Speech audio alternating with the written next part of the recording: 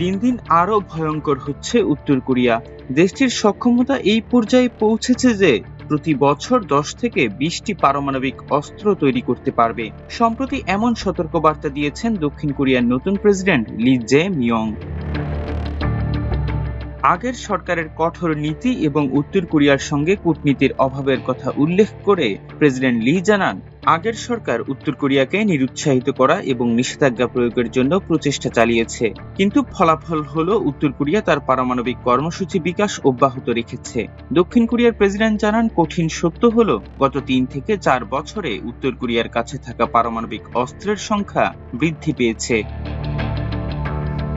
Stockholm international piece research ইনস্টিটিউটের মতে উত্তর কোরিয়া আনুমানিক 50টি ওয়ারহেড তৈরি করেছে।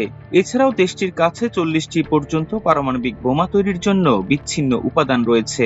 উত্তর কোরিয়া তার জাতীয় নিরাপত্তা কৌশলের একটি কেন্দ্রীয় উপাদান হিসেবে তার সামরিক পারমাণবিক কর্মসূচিকে অগ্রাধিকার দিয়ে চলেছে। SIPRI এর ধারণা, উত্তর কোরিয়া আরও ফিসাইল উপাদানের উৎপাদন ত্বরান্বিত করছে। দক্ষিণ কোরিয়ার কর্মকর্তারা 2024 সালের জুলাই মাসে সতর্ক করেছিলেন যে উত্তর কোরিয়া কৌশলগত পারমাণবিক অস্ত্র তৈরির চূড়ান্ত পর্যায়ে রয়েছে। 2024 সালের নভেম্বরে উত্তর কোরিয়ার নেতা কিম জং উন দেশের পারমাণবিক কর্মসূচির সীমাহীন সম্প্রসারণের আহ্বান জানান। এদিকে যুক্তরাষ্ট্রের প্রেসিডেন্ট ডোনাল্ড ট্রাম্প সোমবার জানান, তিনি চলতি বছরেই উত্তর কোরিয়ার নেতা কিম জং উনের সঙ্গে বৈঠক করতে চান। এ সময় দক্ষিণ কোরিয়ার সঙ্গে বাণিজ্য নিয়ে আরও আলোচনার জন্য যুক্তরাষ্ট্র প্রস্তুত বলেও জানান ট্রাম্প। এর আগে দক্ষিণ কোরিয়ার নতুন প্রেসিডেন্ট লি জে মিয়ং সোমবার প্রথমবারের মতো হোয়াইট হাউস সফর করেন।